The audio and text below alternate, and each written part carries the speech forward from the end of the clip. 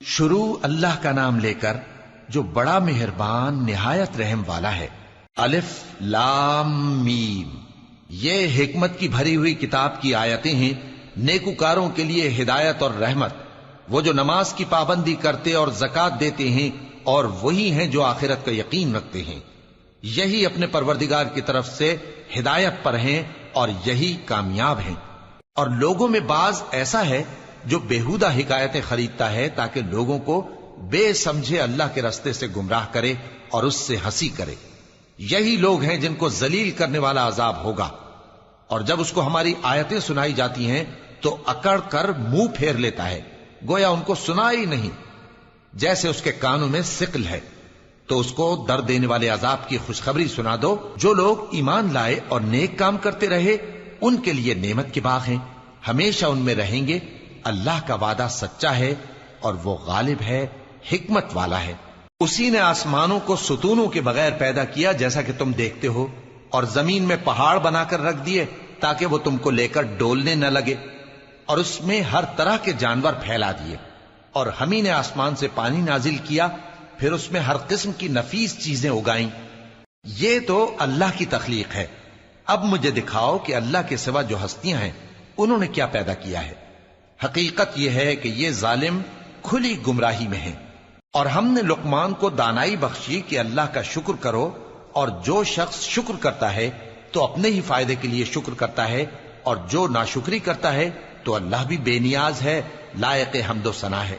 اور اس وقت کو یاد کرو جب لقمان نے اپنے بیٹے کو نصیحت کرتے ہوئے کہا کہ بیٹا، اللہ کے ساتھ شرک نہ کرنا، شرک تو بڑا بھاری ظلم ہے۔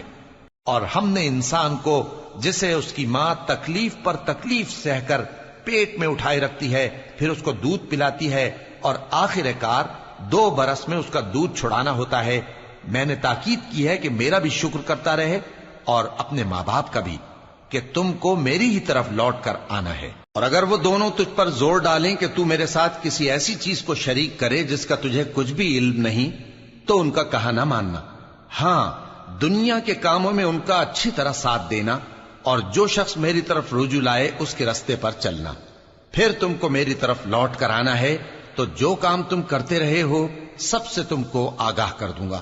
لقمان نے یہ بھی کہا کہ بیٹا، اگر کوئی عمل چاہے رائی کے دانے کے برابر بھی چھوٹا ہو، اور ہو بھی کسی پتھر کے اندر یا آسمانوں میں مخفی ہو یا زمین میں، اللہ اس کو قیامت کے دن لا موجود کرے گا۔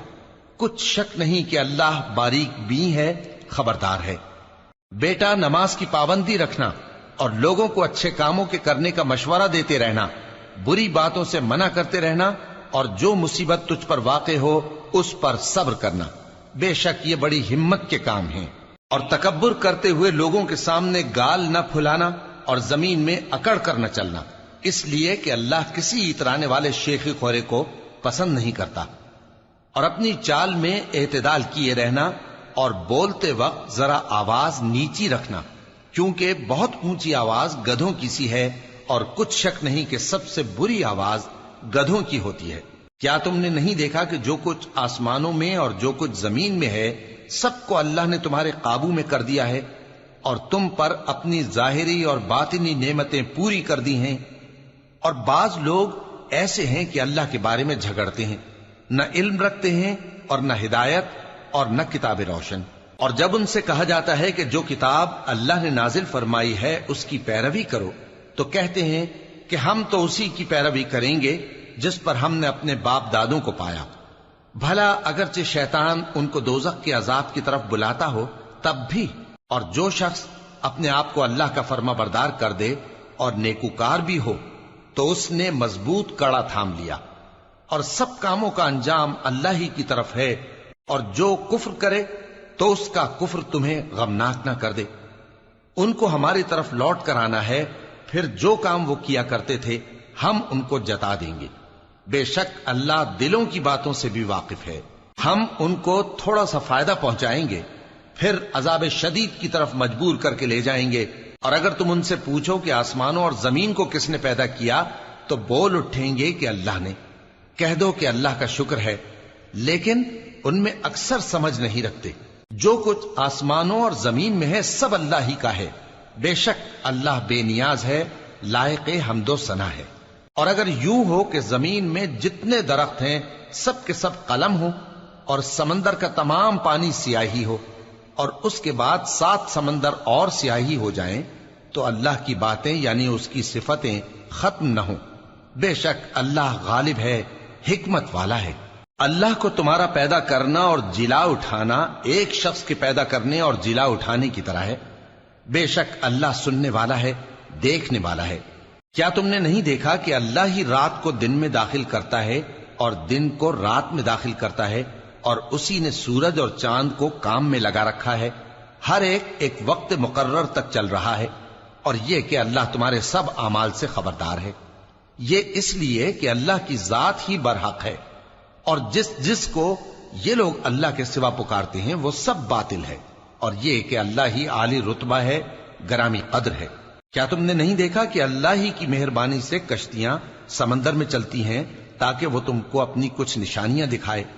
بے شک اس میں ہر صبر کرنے والے، شکر کرنے والے کے لیے نشانیاں ہیں۔ اور جب ان پر سمندر کی لہریں سائبانوں کی طرح چھا جاتی ہیں تو اللہ کو پکارنے اور خالص اس کی عبادت کرنے لگتے ہیں، پھر جب وہ ان کو نجات دے کر خشکی پر پہنچا دیتا ہے تو چند ہی لوگ انصاف پر قائم رہتے ہیں، اور ہماری نشانیوں سے وہی انکار کرتے ہیں جو عہد شکن ہیں، ناشکرے ہیں۔ لوگو اپنے پروردگار سے ڈرو اور اس دن کا خوف کرو کہ نہ تو باپ اپنے بیٹے کے کچھ کام آئے اور نہ بیٹا باپ کے کچھ کام آ سکے۔ بے شک اللہ کا وعدہ سچا ہے، پس دنیا کی زندگی تم کو دھوکے میں نہ ڈال دے، اور نہ وہ بڑا فریب دینے والا شیطان تمہیں اللہ کے بارے میں کسی طرح کا فریب دے۔ اللہ ہی کو قیامت کا علم ہے، اور وہی میں برساتا ہے، اور وہی حاملہ کے پیٹ کی چیزوں کو جانتا ہے، اور کوئی شخص نہیں جانتا کہ وہ کل کیا کام کرے گا، اور کوئی شخص نہیں جانتا کہ کس سرزمین میں اسے موت آئے گی۔ بے شک اللہ ہی جاننے والا ہے اور خبردار ہے۔